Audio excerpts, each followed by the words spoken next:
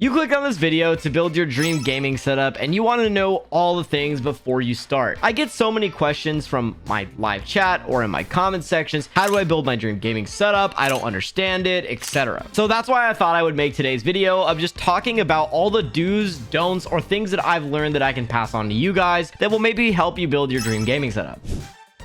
Let's start off with one that I see all the time: monitor layout. Whenever I react to a lot of people's setups, the first thing I see is that they have a monitor like hanging off the side of their desk, or both their monitors are basically butt up against each other and you can't see the other side of the bezel. Or I see when you're sitting directly at a desk and you're looking directly at your monitors, I see people putting the line of the bezel in between. No, don't do any of that. You basically want to just lay out your setup before that. And I usually do it on Paint, or I also have a game on Steam called My Dream Setup that can be very useful to plan out everything. You can basically build your entire setup and room in it. It's pretty helpful for just realizing what space you have and how to place it all. Another thing is just basically lining up your monitors to where they're functional and it's good for you to actually play. Usually people put one straight on, one to the side, one straight on, one to the left side, one straight on, one up top, or one to the side. It's vertical. It's just all depending on what you want at the end of the day. But if you're doing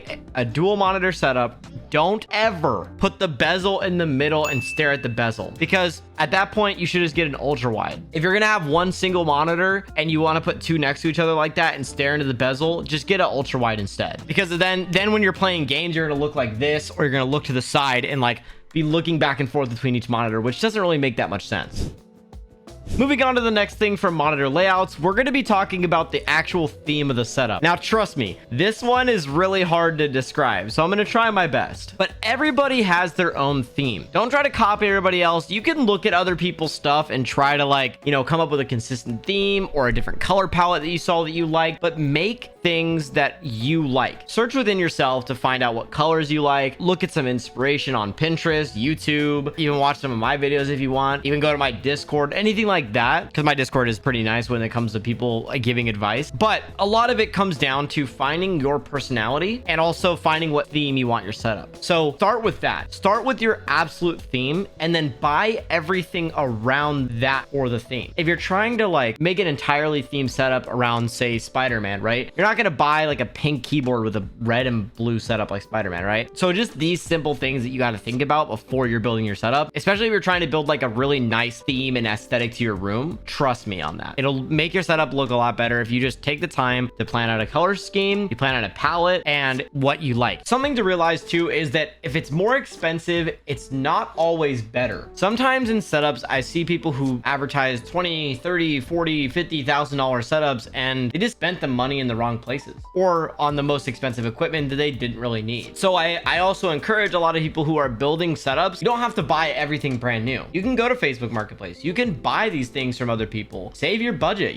The very first setup that I ever built obviously wasn't my best, but as I budgeted, as I saved, as I bought new things, as I've been able to work with brands in my business, right? I've been able to add and implement things in my setup that I probably wouldn't have done without certain brands. You know what I mean? On top of that, you don't have to be like me. You can go and buy something off Facebook Marketplace on a budget and build a good setup with it. I don't think a lot of people encourage that, but I think you should. I think you should look around, and you shouldn't always spend the most money possible, because again, that's not always needed. Sometimes you just need to find a really good deal and make a really good setup from it. This could also be your desk. It could be furniture for your room or for other things that you have. You can also find collectible items for cheap on Facebook too, when you're going to garage sales and stuff like that. You can find things for your room at a cheaper price. You don't have to buy everything brand new. You don't have to buy everything from all the corporate companies and all that. You can buy things used, Facebook Marketplace it, sell some stuff that you don't need. Whatever you need to do to build your dream setup, you should do it. And with budgeting, I feel like it's an important topic, because you should spend a good amount of money on your PC and your actual peripherals and a good desk. Now, a lot of people leave out the desk part, because I see people who buy a $2,000 system, a $500 monitor, and they got $2,500 into their actual peripherals and all that, their entire setup. But then you look at their desk and it's a foldable desk from Home Depot, and it's that's where the budget went. But if you would have spent maybe $200 less on your PC or $200 left on your monitor and got just a nice butcher block countertop and some Alex drawers, you would have saved yourself a lot more money in the future. Because then now what if this desk breaks, you have to go buy another one, or you're gonna have have to go buy a nice one from Amazon or something. So I recommend anybody who's building a setup, please keep money in your budget when you're building your setup for your desk. You don't have to buy everything brand new either.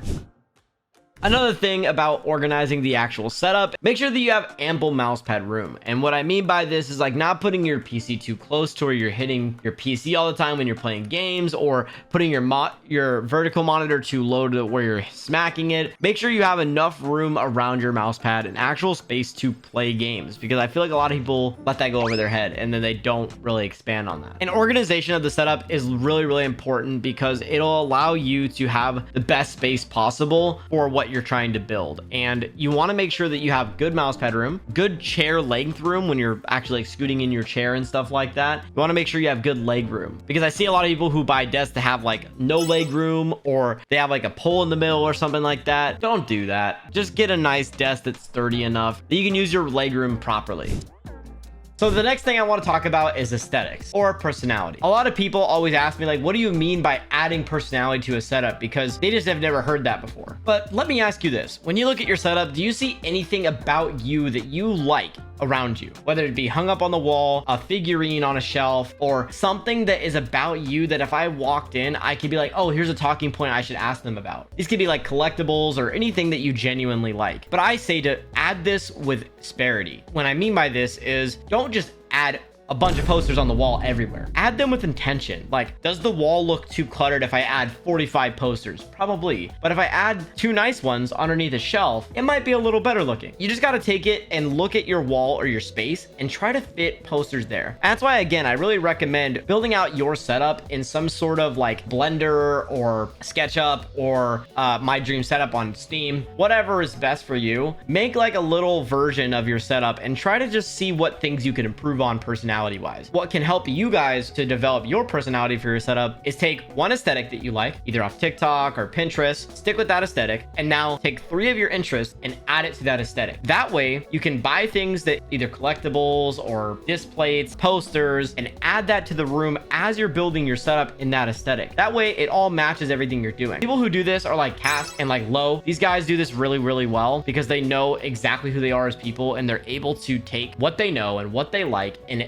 implement it into their setup. And that is the biggest thing of why people stand out. Make your setup around things that you like. When you go in there, you have a great time. Every time you walk into your setup or when you walk into your room, you now feel like empowered, or you love your space because of you have all the things that you love around you. And that's important to anybody's setup, to anybody's space. Even if it's an office space, you want to work in a place that you love, you want to work in a spot you like. That's why a lot of like cubicles, people decorate them and stuff. That's what I mean, just in the setup scene too. Take an aesthetic, add your twist, and add your personality to it with things that you like, by posters, shelves, all kinds of different products. And I'll link some stuff that I have in my setup down in the description in my Amazon store. That way you guys can check them out too. Next up, I want to talk about cable management, because cable management is one of the most important things to ever exist in an entire setup. It takes a setup from looking like this to this, and that is an entire difference. So some things you should look for when you're trying to cable manage is cable length, how to hide them, and organization. These 3 things are the most important things of cable management, because it allows you to, 1, take a cable out if you need to. 2, you can easily organize everything. That way you can see it all, and it's easy to build essentially. Cable length is important because when you have your setup on one side, say your PC on the right side of your desk, right? Making sure that you have long enough cables to go down underneath your desk and then up to your monitors is essential, because if you don't have long enough cables, and you're going to have cables that just go across and they're going to look kind of bad and you're going to see them all. So cable length is also something you should really plan out when you're building your setup. How long is it going to really take from this monitor to go underneath my desk, underneath, and then up to my PC? And planning all those measurements out, buy all the correct cables